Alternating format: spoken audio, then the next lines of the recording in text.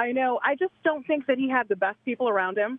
I think that 2016, he overinterpreted it. It was a beautiful victory. It was amazing. He didn't win the popular vote, though. So what he should have done, here's what I think would have been great. Come in, do everything that he was doing, but stylistically, like, let's not have a Twitter feed that's a nuclear bomb every day that's just triggering all of these leftists. I think everything you said is right. It's totally unfair what they did. They launched like a coup on him from day one, but he needed to go, hey, I'm trying to make America great again.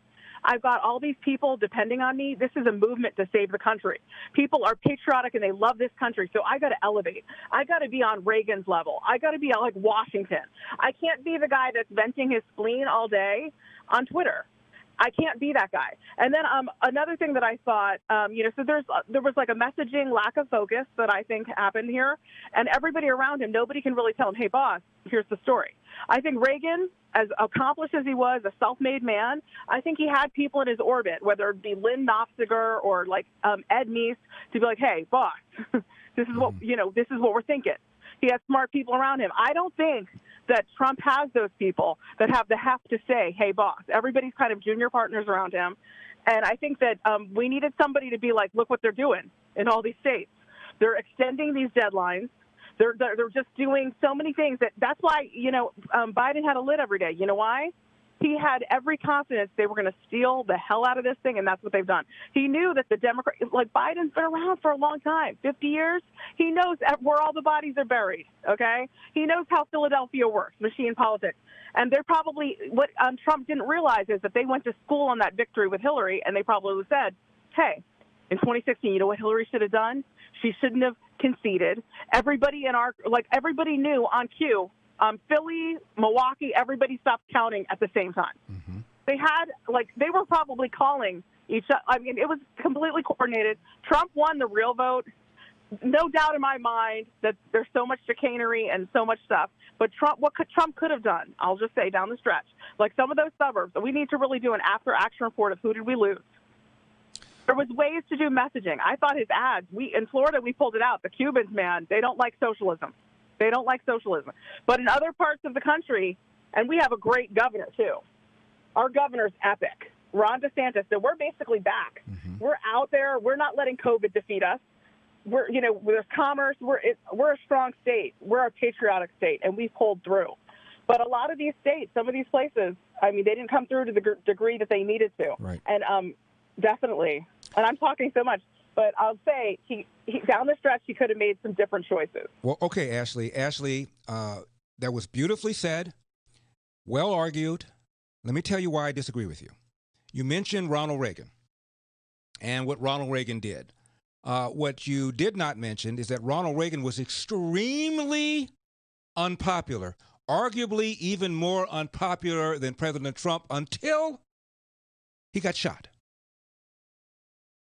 And that turned everything around. He went to the hospital. He made jokes about being shot. He said, honey, I forgot to duck.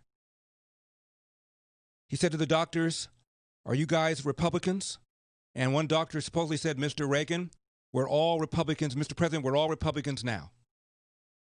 And people realized that this sunny disposition that many his supporters claimed he had was not fake. And America did a 180 on Ronald Reagan when he got shot. And when he came back and gave that speech before a joint session, not only did Congress go nuts, America went nuts. Honestly, take away the assassination, I'm not sure the presidency evolves the way it did. And one time when he got into political trouble, he even said to Nancy Reagan, honey, maybe I ought to go out and get shot again. So I'm not saying that Reagan did not have good people around him. All the things that you said are true. I'm saying that I believe that the evolution of his administration would have been very different had he not gotten shot and had the American people not had a bird's eye view into what this man's character is. Now, about Donald Trump. I've said this the day after he got elected. I said it's going to be very difficult for him to get reelected because they hate him to a degree I've never seen before. And that was before the hatred even got kicked up to an even higher level. I said they've got plenty of money, ironically, thanks to the Trump economy that they kept trashing. And they were not going to underestimate him the way they did last time. Hillary did not set foot in the state of Wisconsin. They weren't going to make that same mistake this time. So for all those reasons, it was going to be difficult for Donald Trump to get reelected no matter what. And regarding the tweets and his personality, I again go back to the story I've told you before.